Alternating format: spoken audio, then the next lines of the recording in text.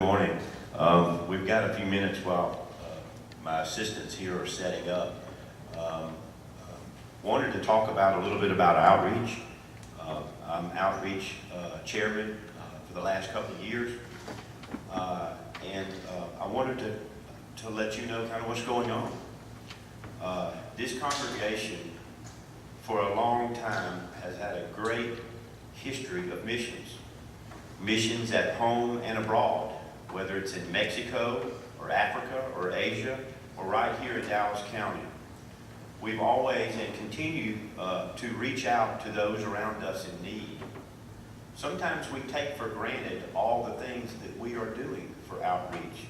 Sometimes things go on and they just kind of go along and they get done, and sometimes we don't even hardly recognize the effect that we are having on this community and the world right here on this corner. And so I wanted to take just a few minutes and share with you a few of the things that is happening. We'll wait a second while the PowerPoint gets started. But I wanted to highlight three programs. But while this is queuing up here, I wanted to give you a few that we also support that I won't go into great detail. The Presbyterian Children's Home. We continue to support that great home for children.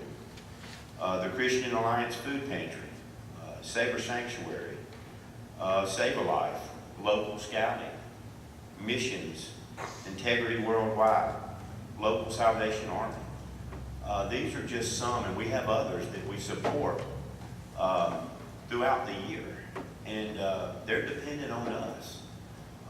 And so we are grateful that we can support these organizations. The first group that I wanted to talk about is the Nutrition Center. That is a program that quietly goes about God's work. That so much goes on, that so many lives are touched, that we just kind of take it for granted.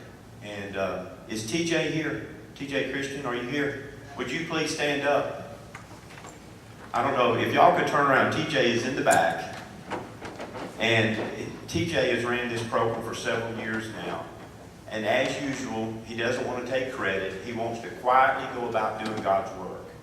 Thank you, TJ. Through this program, yeah, let's give him a hand.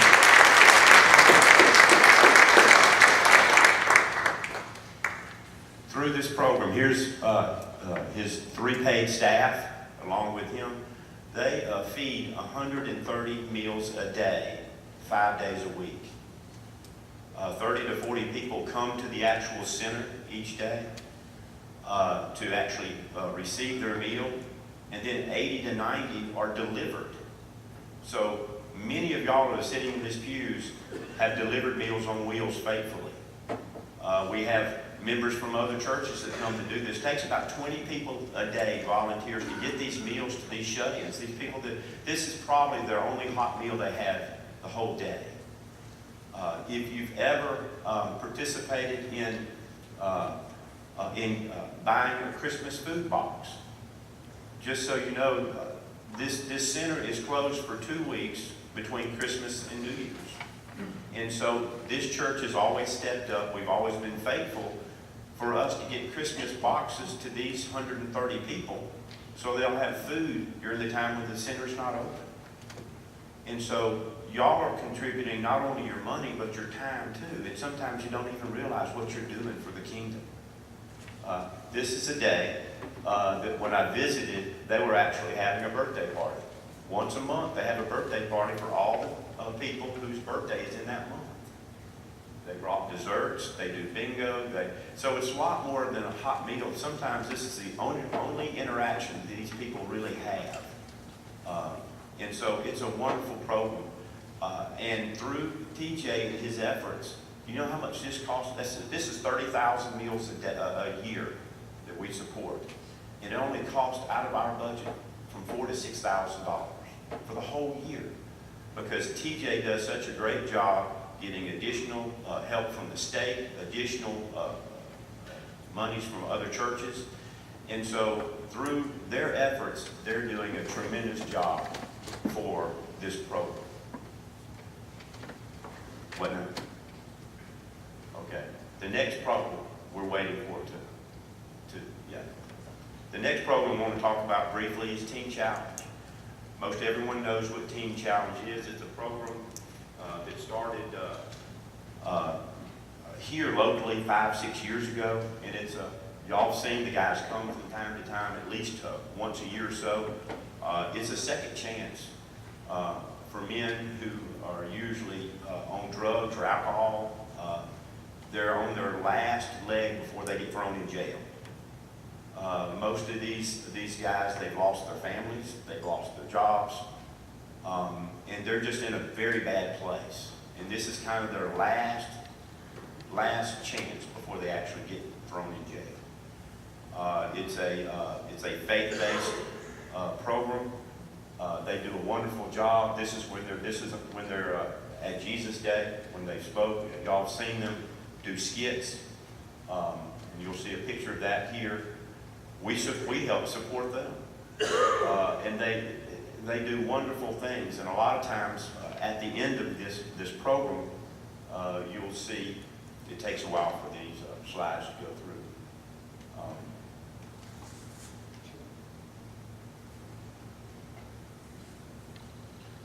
It's got a very strong spiritual component. This is where they're praying together, because when you get down into that situation, you know, a lot of times the place you reach out is to the Lord. This is one of their skits that they've done. They've done them here before, and we will have them again soon. But it's another one of those programs that we do. Here's where they actually do gardening and stuff. They go out and do jobs for people. They earn their own money to go back to fund the program.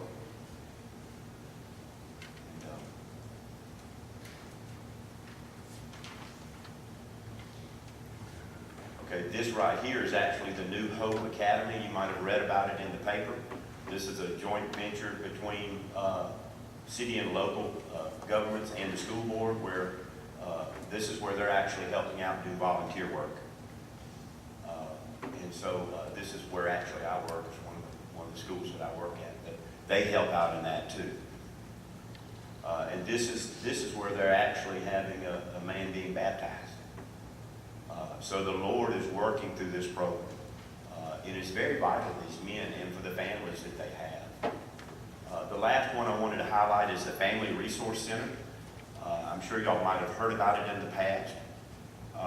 And this helps hundreds of families in need throughout the whole year. And it started 3 or 4 years ago because the pastors of the local church, the 4 local downtown churches, kept on having a tremendous need of people walking in every day, needing food, needing money, needing gas money, needing a bus ticket, shelter, clothing. And it got to be overwhelming. And so they got together and they got with some state and local folks, and we started the Family Resource Center. Donna Long runs the program, and she's got 3 or 4 on staff, and they're housed at the old Alagasco building. They got a great deal. Alagasco's giving them very, very great rent on that beautiful building that they have. And what they do is the pastors refer people to this center. And what they do is they fill out and do an assessment. They find out what the needs are for that family. Maybe they do need just gas money, or maybe they need to learn how to fill out a food stamp application, or a job application, or Social Security. So many people just don't know how to do that here. So they assess their needs. They're put in a registry, so to speak, to make sure that they're not getting extra services from everybody, and just we want to make sure we're doing the needs that are there, and they are. And so they get them they help them fill out the applications. They get them the food stamps if they're eligible. They get them Social Security.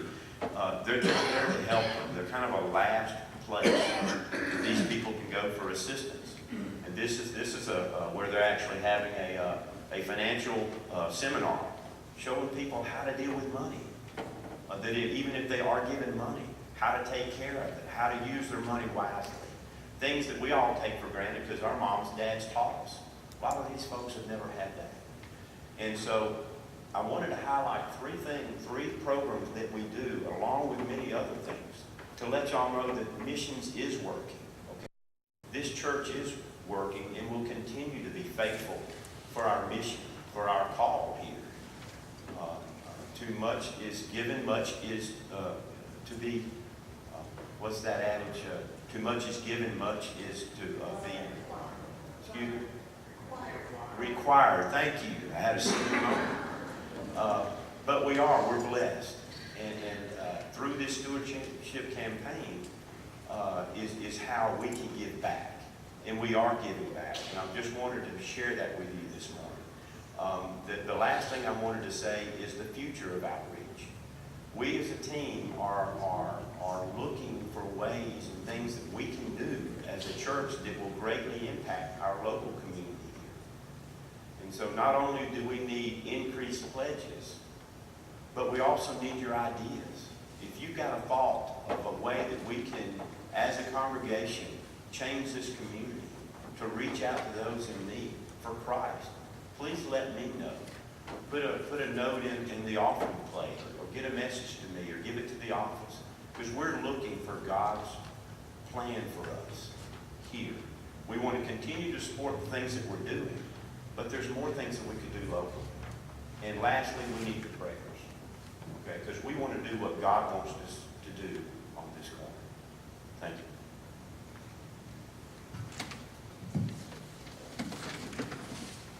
Let me just add to that a couple of things. I've only been here a few months, but I've already dealt with every one of those things he mentioned. I've actually had people come to the service and come to me after the service and ask me for help, and we had a way to give that help. I'm very grateful for it, and I want to say to you that your session group had to make a difficult decision some time ago, and they made it in faith. They actually took money from savings that you have to continue the mission effort of the church, even though the offering didn't sustain it. And I commended them for that. I said, I believe God will bless the church that's missionary. I really believe that. And some of you kind of put the finger on me, you know. TJ back there reminded me that Baptists always helped in this. So I called the Baptists and I said, I don't want any less money this year than we had last year. And if we can have some more, I want to have some more. They agreed to continue with that. I had a need for somebody to go to this resource center. I'd never heard of that. Jim was talking, we got a way to do that, preacher, this is it. And so we were able to take care of that need because of the heart of this church. And let me say something else. Jim showed me the other day something that was a marvel to me. It's the baptismal fount that's inscribed in the year 1856. This sterling baptismal mound. And I thought, what a tribute to the history of this church. And I think of the people that have down through the ages given it this kind of spirit and this kind of support. And my question to you is, who's going to take their place in this generation and in the generation to come? Now that's just the first sermon for the day. We're going to take up